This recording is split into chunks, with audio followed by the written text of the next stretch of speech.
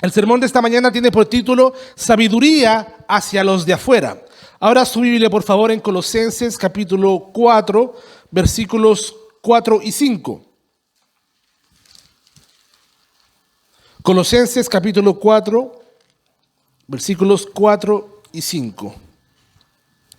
¿Tiene la palabra de Dios abierta? Dice el versículo 4. Colosenses capítulo 4, versículos 4 y 5. Perdón, 4 al 6. ¿Ya? Dice así: para hablar, para que lo manifieste como debo hablar. Dice el 5.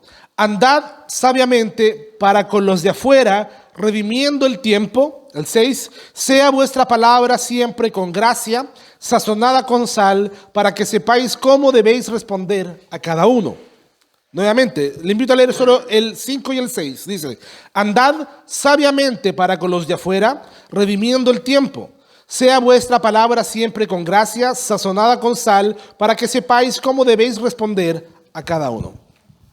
Hermano, imagínate una gran catedral, ¿verdad?, con vitrales, que es un sueño que alguno de nosotros pudiésemos tener, un lindo templo donde podamos establecer un lugar de adoración, ¿verdad?, donde todo lo que veamos, todo nos llame a adorar al Señor. Pero imagínate una catedral donde hay vitrales, ¿verdad? Y desde adentro, cuando la luz del sol atraviesa el vidrio, los colores del ambiente realzan una belleza. Para eso son los vitrales, ¿verdad? Porque cuando entra la luz del sol por medio de esos vitrales al templo, realzan esos colores. Pero desde afuera, si no hay luz en su interior, estos vitrales parecen apagados, ¿verdad? Sin vida, como simples cristales que están manchados, simples dibujos que están manchados simplemente. Bueno, la iglesia, en un sentido, haciendo la alegoría, es como un vitral, porque hemos sido diseñados para reflejar la gloria de Cristo en un mundo que es oscuro, en un mundo que está caído, en un mundo donde hay tinieblas y oscuridad.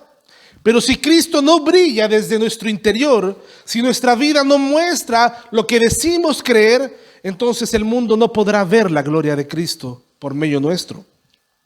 Solo verá quizás religiosidad hueca. Solo verá simplemente personas que confiesan con su boca, pero que no hacen, ¿verdad? Lo que en buen chileno decimos, su cura gatica, ¿verdad? Un hombre que predica, pero que no practica. ¿Ya? La iglesia, hermanos amados, por eso tiene que reflejar la gloria de Cristo. Y Pablo eso lo entendía muy bien, porque desde una celda, preso en Roma, el apóstol Pablo escribe esta carta, ¿verdad?, a los colosenses, a una iglesia que estaba siendo asediada por falsas enseñanzas, a una iglesia que estaba siendo asediada por falsas doctrinas. Y en los primeros capítulos, el apóstol Pablo se dedicó a defender con poder la ortodoxia.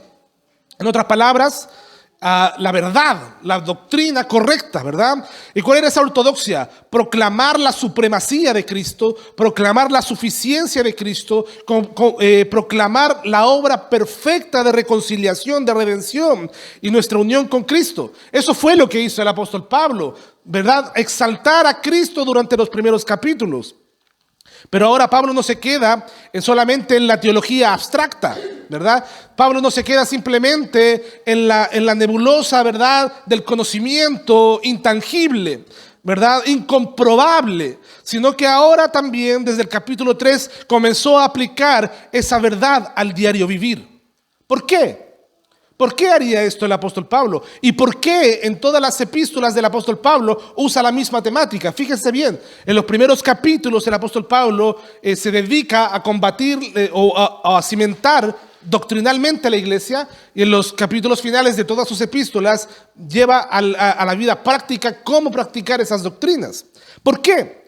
Porque en la mente del apóstol Pablo, y sobre todo en el corazón de Dios, que es quien inspiró estas palabras, la doctrina verdadera debe producir una vida verdadera.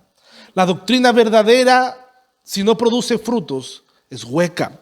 La ortodoxia debe conducir a una ortopraxis coherente. Si alguno no está relacionado con estas palabras, estos términos, cuando hablamos de ortodoxia, estamos hablando de doctrina correcta, verdadera doctrina. Cuando hablamos de ortopraxis, estamos hablando de forma de vida correcta, practicar la verdad. ¿ya? Ahí hablamos de práctica de la ortopraxis, ¿verdad? Ahora bien, en los versículos que hemos visto hoy día, que hemos leído hoy día, Pablo une esa gran teología con algo tan cotidiano como nuestra forma de hablar y de vivir frente al mundo que es incrédulo, con los de afuera, dice, ¿verdad? Nos recuerda que no solamente se predica desde un púlpito, sino que se predica con la vida misma.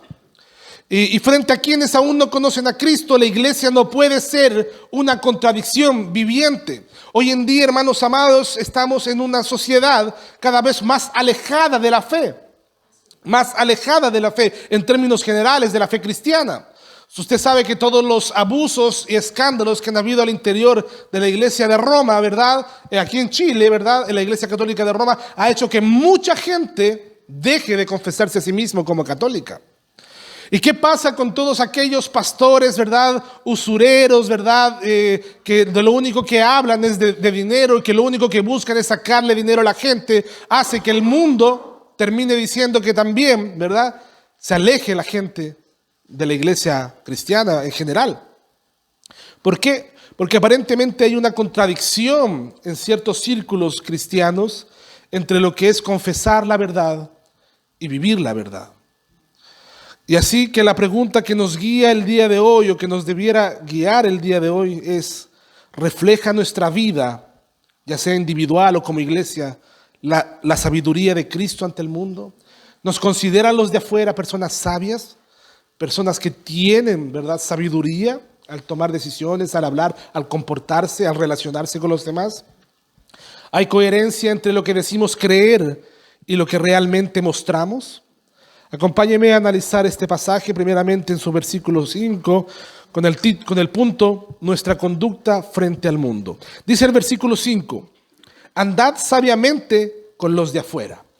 ¿Quiénes son los de afuera? ¿Quiénes son los de afuera? El apóstol Pablo usa esta expresión para referirse a los que están afuera de la familia de Dios, ¿ya? Es decir, aquellos que aún no han sido regenerados ni forman parte del cuerpo de Cristo, aquellos que no son parte, aquellos a quienes nosotros no podemos decirle hermano en ese término filial, ¿verdad?, que existe dentro del vínculo de la iglesia. Jesús mismo hizo esta distinción cuando hablaba en parábolas y dijo algo muy interesante en Marcos capítulo 4 versículo 11. Dijo: a vosotros, le dice a sus discípulos, os es dado saber el misterio del reino de Dios, mas a los que están afuera, por parábolas todas las cosas. O sea, hizo una distinción entre los que entienden el misterio del reino de Dios y los que están afuera, que no pueden comprender. Y Pablo, por lo tanto, también distingue entre los que están dentro y los que están afuera. En 1 Corintios capítulo 5, versículos 12 y 13. Acérquense por favor conmigo a ese pasaje. 1 Corintios capítulo 5, versículos 12 y 13.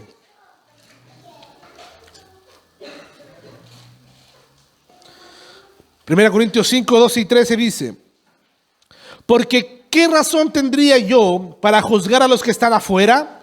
¿No juzgáis vosotros a los que están adentro?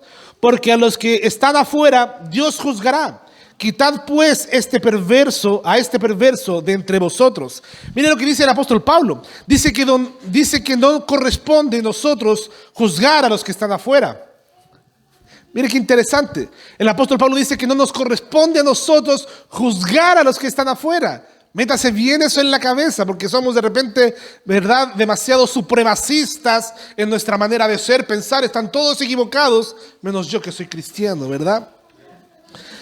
Hermanos, dice la palabra que nos corresponde juzgar primeramente a los que están adentro. Es aquí donde la disciplina del Señor debe existir. Es aquí donde debe haber un juicio, pero un justo juicio.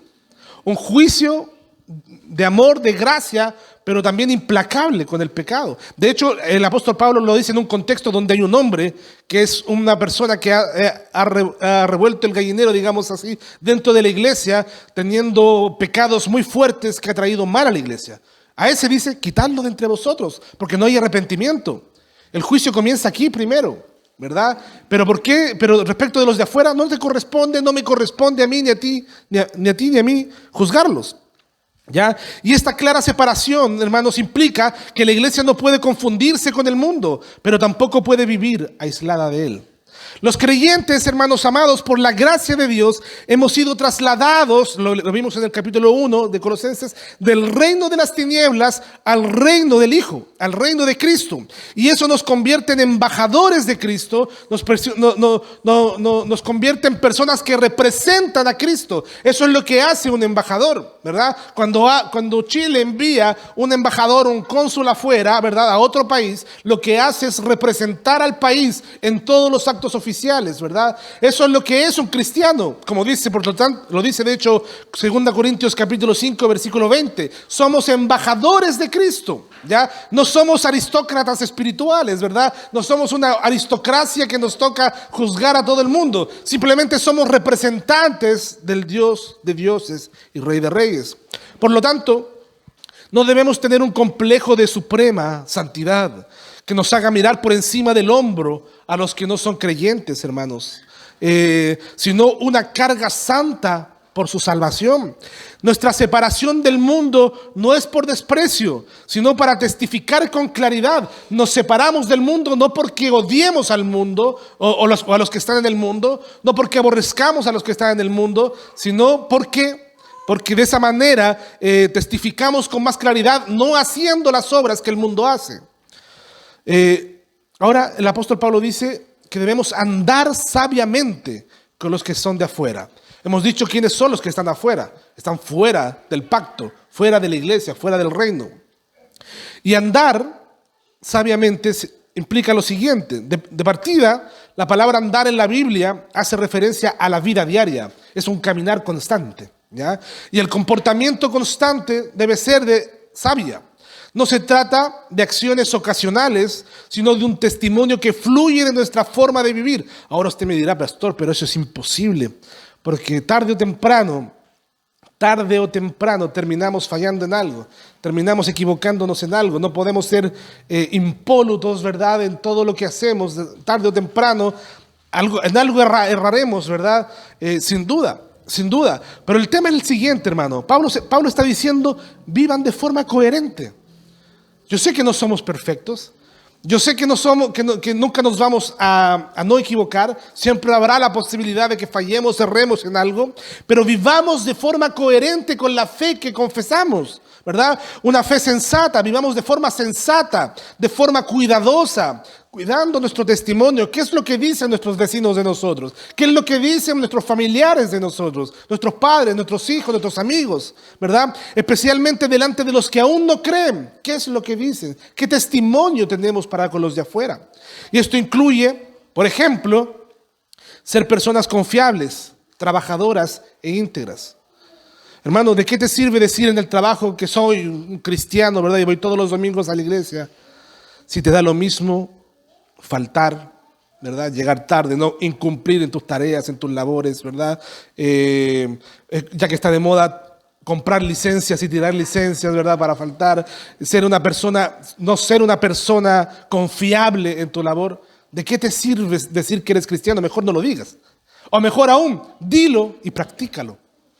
Otra forma, por ejemplo, es evitar actitudes y palabras que echen por tierra el testimonio del Evangelio. Nunca me voy a olvidar de cuando yo era adolescente y un hermano de la iglesia, como hijo de pastor, ¿verdad?, con ciertos privilegios, nos invitó al estadio a ver un partido de la selección. Nunca pensé, hermanos amados, cómo una boca que alababa al Señor podía decir tantos garabatos en un mismo lugar. Increíble, ¿verdad? Hermanos, actitudes y palabras que echan por tierra nuestro testimonio, que nos dejan, ¿verdad?, de una manera incoherente. Ahora, otra forma de vivir de manera sabia es no ser tropiezo para los que nos observan, ya que ellos están atentos. Aunque estén espiritualmente ciegos, ellos miran, y ellos son mucho más fáciles para juzgar al creyente que al incrédulo. Ellos nos juzgan a nosotros. Tú puedes actuar muy bien toda tu vida, pero el día que te caíste, lo primero que van a decir, mira el cristianito que va a la iglesia, ¿verdad? Mira el cristianito que va a la iglesia. Por lo tanto, muchas veces tienen un agudo sentido para detectar la hipocresía y la incoherencia, porque ellos son hipócritas e incoherentes. Entonces, hermanos, sé que es un desafío grande. Hace muchos años, en la ciudad de Atlanta, en Georgia, Estados Unidos, un conocido pastor acababa de asumir el púlpito de una iglesia importante. Y el doctor Will Houghton, su predicación era poderosa, sus palabras eran claras, llenas de convicción y profundamente centradas en Cristo. Y cada domingo la iglesia se llenaba para escuchar a este pastor que predicaba de una manera muy maravillosa. Pero entre la multitud había un hombre que no se dejaba impresionar tan fácilmente. Y a lo mejor alguien aquí podría estar con la misma parada diciendo, predica bonito el pastor, pero yo no le creo todo. Yo no creo que él sea tan así como él dice, ¿verdad? Aquel hombre era un escéptico y decía, no es posible que este hombre sea así. No era un enemigo declarado del cristianismo, pero había visto demasiado en la vida como para creer que los predicadores practicaban o no predicaban o no practicaban lo que predicaban. Han habido, hermanos amados, cientos de escándalos de pastores y predicadores muy conocidos, muy famosos, e incluso dentro del mundo reformado, hermanos, que han caído en adulterio, por ejemplo. Entonces, muchos dirían, este hombre, por lo tanto, era una especie de incrédulo respecto de la vida de los demás, ¿verdad? Por lo tanto, aquel hombre era un escéptico, ¿verdad? Y escuchó hablar un día del nuevo pastor y él no confió en este pastor. Es fácil hablar desde un púlpito, dijo él. Quiero ver si su vida realmente respalda su mensaje. Quiero ver si él, ¿verdad? No solamente predica bonito desde el púlpito, sino que en su trabajo o en la vida cotidiana, familiar o laboral, ¿verdad? Lo hace también. Entonces hizo algo inusual. Contrató a un detective privado, ¿ya? Así de psicópata, ¿no? El trabajo, hermanos, era simple, pero exigente. Este detective tenía que seguir al pastor Houghton y observarlo con atención, tomar nota de su conducta cotidiana, sus conversaciones, sus hábitos, su comportamiento en público y en privado. Y el detective debía observar todo y reportar cualquier incoherencia entre su vida y su predicación. Pasaron los días y luego las semanas. Y el detective siguió al pastor a sus reuniones, visitas, comercios, caminatas, etc. Observó cómo hablaba con las personas, cómo trataba con los desconocidos, cómo se conducía en los momentos cotidianos, cómo se conducía inclusive al interior con su esposa, con sus hijos, ¿verdad? Y al final redactó su informe. Se lo entregó al hombre escéptico. Y el informe decía en resumen lo siguiente: la vida de este hombre es coherente con su mensaje. Lo que predica desde el púlpito lo vive en la calle. Aquel escéptico leyó el informe y en lugar de encontrar razones para rechazar al cristianismo, encontró una potente razón para creer más en él. Hermanos, la integridad de nosotros, de nuestra vida, confronta a las personas de afuera. Confronta. Cuando llega la luz, la oscuridad se siente, ¿verdad?, alterada, confrontada. Cuando todos están robando en el trabajo y hay uno que dice, no, yo no voy a robar porque eso no está correcto, la conciencia de los demás queda atormentada inmediatamente, ¿verdad? Hermanos amados, el testimonio de una vida coherente con la fe impacta profundamente con los de afuera. Ese es el poder de una vida sabia, ese es el poder de una vida coherente que predica, ¿verdad? Que predica y practica. En la política pasa mucho algo muy parecido. Dentro de los políticos encontramos una gran cantidad de políticos que se dan vuelta, como decimos en buen chileno, la chaqueta una y otra vez. Y generalmente los políticos que son más valorados o que tienen más seguidores, generalmente son aquellos que permanecen firmes en sus convicciones, aunque no podamos estar de acuerdo con ellas, pero permanecen firmes, no se dan vuelta. Es porque la convicción tiene el poder, hermanos amados, tiene el poder de confrontar a los demás. La convicción de alguien tiene el poder de confrontar al otro, o poder de admirar, de decir, ¿cómo es posible que éste sea tan convencido de lo que cree? Ese debe ser un creyente, una persona convencida de lo que cree, que vive lo que cree. Muchos inconversos no están leyendo la Biblia. Cada vez la Biblia va desapareciendo más de la sociedad. Están leyéndonos a nosotros, los cristianos. ¿Qué están leyendo en tu vida? ¿Qué leen los demás en tu vida? Integridad cotidiana, hacer bien tu trabajo, pagar bien tus deudas, porque hay cristianos que le deben a cada santo una vela, ¿verdad? Y de una manera casi estafadora, ¿verdad? Desaparecen, cortan el teléfono, se cambian de domicilio, no importando el testimonio de los demás. Cumpliendo tu palabra, Todo eso forma parte del testimonio cristiano. Todo eso forma parte. Por eso Pablo dijo en 1 Tesalonicenses 4:12, para que os conduzcáis honradamente para con los de afuera. Hermano, si nosotros pedimos prestado a un incrédulo y no le pagamos, ¿qué testimonio queda para los de afuera? ¿Verdad? Hermanos, por último, este mandato de andar sabiamente no es un adorno moral solamente. No es simplemente ser una persona muy santa, muy santulona, ¿verdad? Sino que es un fruto que es lógico, que es necesario, ¿verdad? Necesario de la ortodoxia gloriosa que Pablo ha venido desarrollando en esta carta. Porque si Cristo es Señor de todas las cosas, ¿verdad? Señor y Creador de lo visible y lo invisible, de todos los dominios y principados, si Cristo es Señor de todo aquello y es supremo, y si estamos completos en aquel que es Dios hecho carne, ¿verdad? Si hemos resucitado juntamente con Él, entonces debemos vivir de manera que el mundo vea esa realidad en nosotros. Una teología gloriosa demanda una vida que la respalde.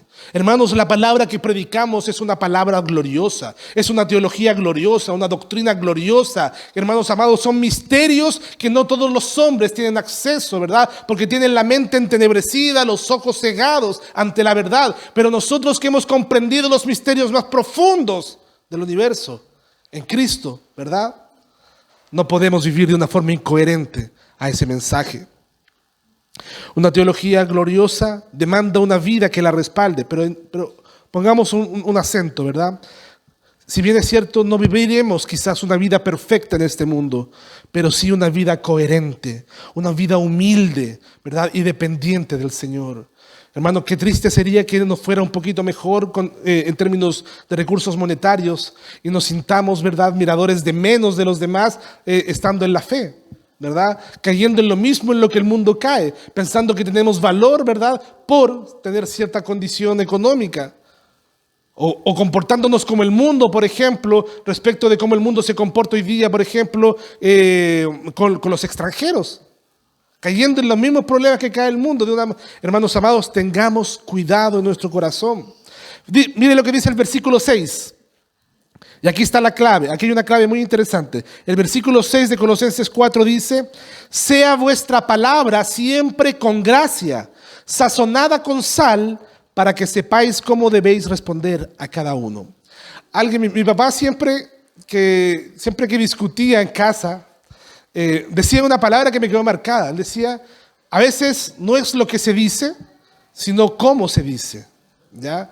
A veces no es lo que se dice, sino cómo se dice. Y el apóstol Pablo dice algo interesante. Dice que vuestra palabra siempre sea sazonada, o sea, siempre tenga gracia, siempre sea dulce, siempre sea amorosa, cariñosa. Hermanos, Pablo no se conforma con exhortarnos a tener una conducta sabia entre los de afuera. El testimonio cristiano no es solamente visible, sino también audible. ¿Ya? Los cristianos también, o sea, los no cristianos también nos escuchan, ¿verdad? Y nosotros adoramos con toda nuestra alma y nuestro cuerpo, ¿verdad? Lo invisible y lo invisible y lo visible de nuestro ser debe adorar al Señor. Por lo tanto, nuestra boca, nuestros oídos, nuestros ojos, todo debe adorar al Señor. Hermanos, no alcanza con que nuestras vidas prediquen. También nuestras palabras deben proclamar el Evangelio de Jesucristo. El silencio perpetuo no es una opción para el pueblo redimido. Se ha popularizado la siguiente frase. Alguien dijo, si no me equivoco, Francisco de Asís dijo: predica, predica, predica. Y si te es necesario, habla. Y aunque parece una frase interesante, porque lo que está diciendo en la práctica es que tu vida predique el Evangelio, más que tus palabras, o sea, no hables, ¿ya? Y aunque parece una frase piadosa, esta frase es profundamente incoherente con el mensaje del Evangelio. ¿Por qué? Porque el Evangelio es un mensaje que debe ser anunciado con palabras. Pablo dijo claramente en Romanos capítulo 10, versículo 17, que la fe viene por el oír y el oír por la palabra de Dios. O sea, la vida santa acompaña, confirma y valida el mensaje, pero no lo sustituye. Vida santa más predicación del Evangelio. Hermanos, Pablo enfatiza que nuestras palabras deben ser siempre con gracia. ¿Ya? ¿Qué significa esto? Que esto comienza en el corazón, porque de la abundancia del corazón habla la boca, dijo el Señor Jesús. Y si nuestro corazón está llena de la palabra de Cristo, como vimos en el capítulo 3, versículo 16 de Colosenses, nuestras palabras reflejarán su dulzura, su compasión y su verdad. ¿Verdad? Cuando te preguntan cómo estás, ¿qué respondes? Bien, aquí estamos, ¿verdad? Sí sé que estás aquí, ¿verdad? Pero alguien dirá, pero podría mejorar esto. Gracias a Dios estoy bien, ¿verdad? Gracias a Dios estoy bien. ¿Cómo estuvo tu fin de semana? Maravilloso. Fui al culto el día domingo, ¿verdad? Fui al culto y el Señor me habló profundamente a mi corazón. A lo mejor esas simples cosas, hermanos amados, hacen que la gente empiece a pensar, ah, mira esta persona. No te vas a dar ni cuenta cuando alguien te pregunte y te diga, hermano, amigo, compañero, hermana, no sé, familiar, ¿por qué no me permites acompañarte un día a eso que tú vas? Hermanos, nuestro modelo supremo es Cristo mismo. Lucas capítulo 4, versículo 22 nos dice lo siguiente, que todos daban buen testimonio de él y estaban maravillados de las palabras de gracia que salían de su boca. Palabras de gracia que salían de su boca. Aun cuando debía corregir y reprender, ¿verdad? Como todos nosotros nos toca, Jesús lo hacía con palabras sazonadas de amor y de verdad. Hermanos, ¿cómo nosotros corregimos algo que no nos agrada de nuestro cónyuge o nuestros hijos, ¿verdad? ¿Cómo lo hacemos? Con dulzura, con amor, ¿verdad? No estamos hablando de ser absolutamente intrascendentes en nuestras palabras. Podemos ser muy trascendentes con lo que decimos, pero al mismo tiempo edificar y no destruir. Y no destruir. Me ha tocado aprender mucho familiarmente este tema, ¿verdad? Porque cuando uno tiene hijos que van creciendo, ¿verdad? Que van atravesando nuevos procesos de la vida, como la adolescencia, etcétera, uno tiene que aprender a mantener un equilibrio y a pedir mucha sabiduría al Señor. Gracias a Dios, hasta el día de hoy, Él nos ha sostenido. Pero hermanos amados, qué importante es tener esa dulzura a la hora de corregir o hacer notar que mi reprensión, que nuestra reprensión, que lo que estoy corrigiendo tiene un final, que es el amor. Que lo único que buscamos es el bien, el amor del otro. Amén. Aun cuando debiésemos corregir, Jesús lo hacía con palabras sazonadas, con amor, con verdad. El Salmo 45, versículo 2, dice de Cristo lo siguiente: la gracia se derramó sobre él. La gracia se derramó en sus labios, dice más específicamente el Salmo 45, 2. Sus labios estaban llenos de gracia. ¿Has pecado? Sí. Tus pecados te son perdonados. Vete y no peques más, ¿verdad? En vez de juzgar, Cristo no te juzga, nos salva, ¿verdad? Nos liberta, nos perdona y nos invita a permanecer en Él. Nuestro modelo supremo es Cristo, hermanos amados. Por lo tanto, tristemente, algunos creyentes tienen la verdad, pero la comunican con dureza, ¿verdad? Todos estos son unos hijos del diablo que se van a pudrir en el infierno, dirían algunos. Ojalá se abriera luego la tierra y se los tragara a todos estos hijos del maligno, ¿verdad? Hermanos, son jueces severos más que testigos fieles de Cristo. Y hemos leído en la palabra que nosotros no somos jueces de los de afuera. Somos jueces de aquí de adentro. Nos juzgamos en buena hora, con buena actitud, con gracia en medio de nosotros. Pero los de afuera los juzgará Cristo. Leímos el Salmo 1. ¿Verdad? Cantamos el Salmo 1 donde vimos ahí que el Señor un día pondrá fin a todos los malos. Efesios capítulo 4 versículo 15 nos llama a hablar la verdad en amor. No es una opción entre ambas, sino la unión de ambas, la verdad con amor. Como decía mi padre nuevamente, no es lo que se dice, sino cómo se dice. Por eso contrasto mucho con esas predicaciones que a veces se dan en la calle, ¿verdad? Donde muchos predicadores a voz en cuello, ¿verdad? Mandan a todos al infierno, ¿verdad? Sin ninguna opción de salvación. Y no estoy diciendo que no haya que predicar contra el pecado. Se predica contra el pecado. Hablamos acerca del problema del pecado. Pero esto, no, hermanos, el Evangelio no es un reformatorio. El Evangelio se trata de nacer de nuevo, es mucho más profundo. Es mucho más profundo. Algunos piensan que solo se trata de decir, deja de fornicar, deja de beber, deja de hacer esto, dejas de hacer esto, te vas a ir al infierno. No. Cree en el Señor Jesucristo y serás salvo tú y tu casa. Ese es el Evangelio. Cree en el Señor Jesucristo. El apóstol Pablo agrega al final unas palabras interesantes. Él dice que nuestras palabras deben ser sazonadas con sal.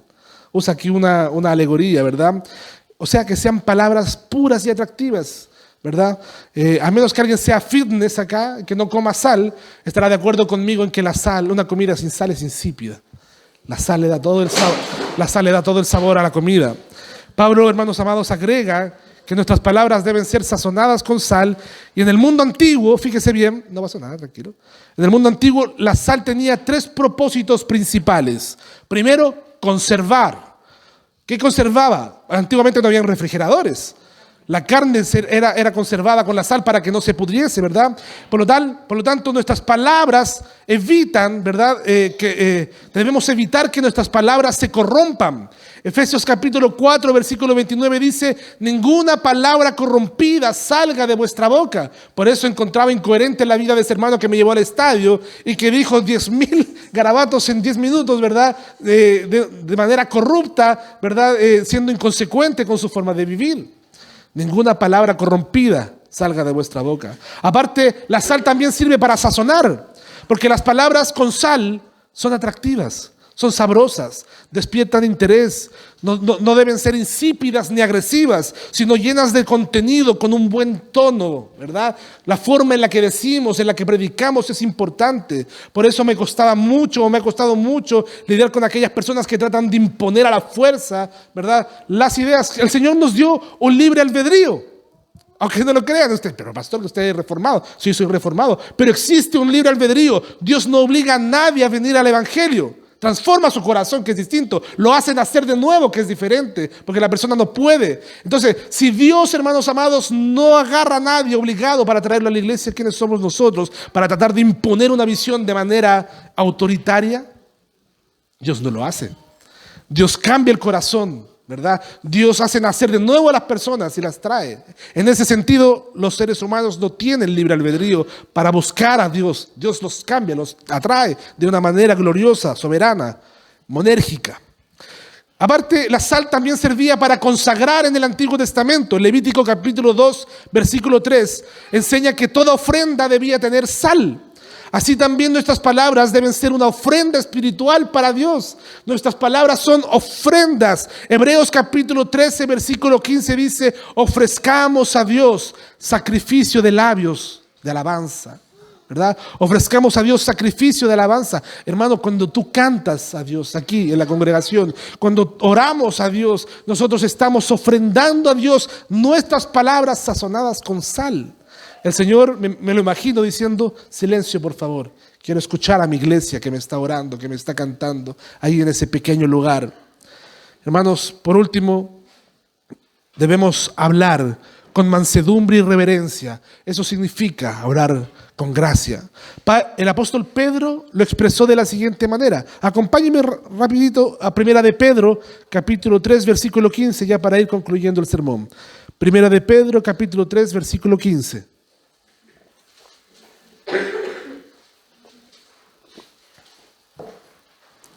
Lo tenemos. Primera de Pedro, capítulo 3, versículo 15, dice lo siguiente. Dice: estad siempre preparados para presentar defensa con mansedumbre y reverencia. Hermanos, ese es el texto base para la apologética, ¿ya? La apologética es la defensa de la fe. Ya, eso es la apologética. Todos los que defienden la fe se toman de este versículo y dicen: tenemos que estar preparados para presentar defensa. Está bien, está correcto, ¿verdad? Pero hoy día tenemos un montón de youtubers, ¿verdad?, presentando defensa, pero se les olvida la segunda parte de este versículo, ¿verdad? Dice: con mansedumbre y reverencia, ¿verdad? Tenemos un montón de gente haciendo una mala apologética en redes sociales o también en la vida cotidiana, tratando de defender la fe, pero de una manera, ¿verdad?, denostando al otro, ¿verdad?, menoscabando al otro, infringiendo palabras agresivas, ¿verdad?, hacia el otro. Y eso, hermanos amados, no es una forma correcta de hacer apologética. La apologética es pastoral también. La apologética lo que busca es cuidar el corazón del otro, es llamar al corazón, es persuadir.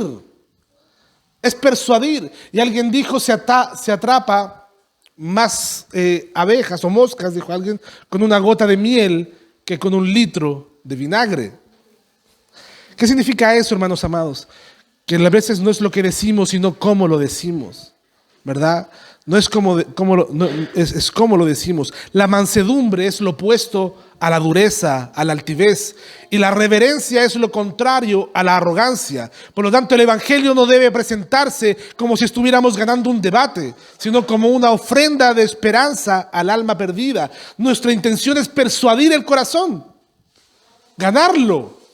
El libro de Proverbios, en un capítulo de Proverbios dice, el que gana almas es sabio.